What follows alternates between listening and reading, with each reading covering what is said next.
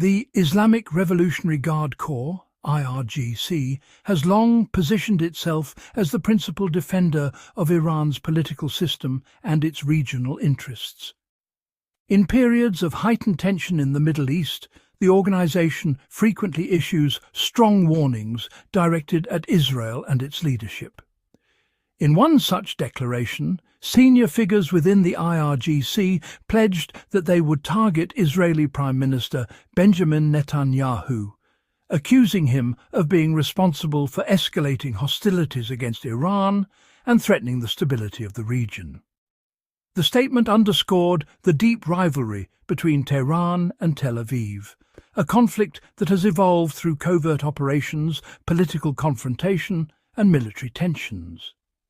The pledge was framed by Iranian officials as part of a broader strategy of deterrence and retaliation. Iranian leaders have repeatedly claimed that Israel has conducted covert attacks against Iranian interests, including sabotage operations, cyber warfare, and assassinations of Iranian scientists involved in the country's nuclear program. From the perspective of the IRGC, these actions represent acts of aggression that require a firm response. By singling out Netanyahu directly, the organization sought to convey that Israeli decision-makers could face consequences for policies directed against Iran. The rivalry between Iran and Israel is rooted in decades of ideological and geopolitical conflict. Since the Iranian Revolution of 1979, Iran's leadership has refused to recognize Israel as a legitimate state and has openly supported movements that oppose Israeli control over Palestinian territories. Israel, on the other hand, views Iran as one of its most significant security threats.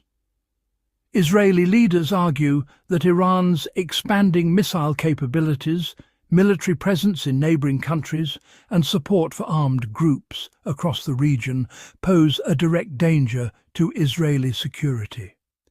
Benjamin Netanyahu has been one of the most vocal international critics of Iran's policies.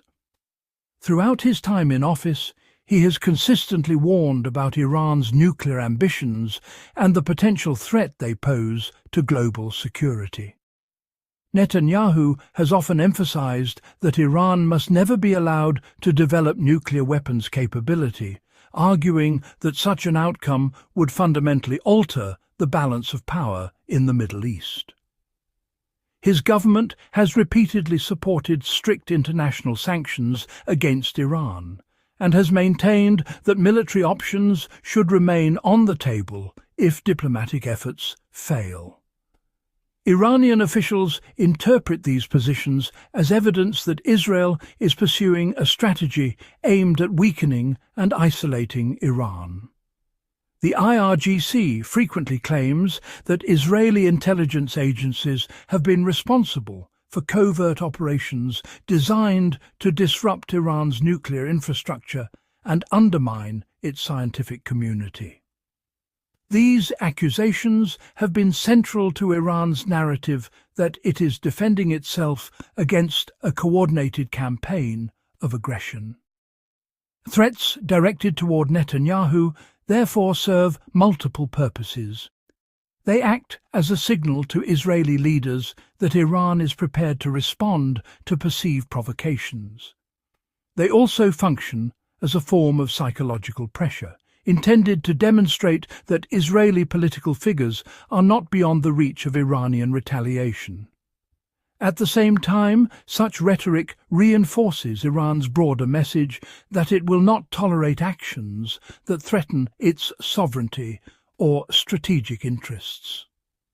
Despite the intensity of the rhetoric, direct confrontation between Iran and Israel has generally been avoided. Instead, the rivalry has often played out indirectly through proxy conflicts and regional power struggles. Iranian influence extends through alliances with various political and armed groups across the Middle East, while Israel has conducted numerous military operations aimed at limiting Iranian expansion in neighboring countries. Military analysts note that both nations possess significant capabilities that could make a direct war extremely destructive. Israel maintains highly advanced military technology, including sophisticated intelligence systems, missile defenses, and cyber warfare capabilities.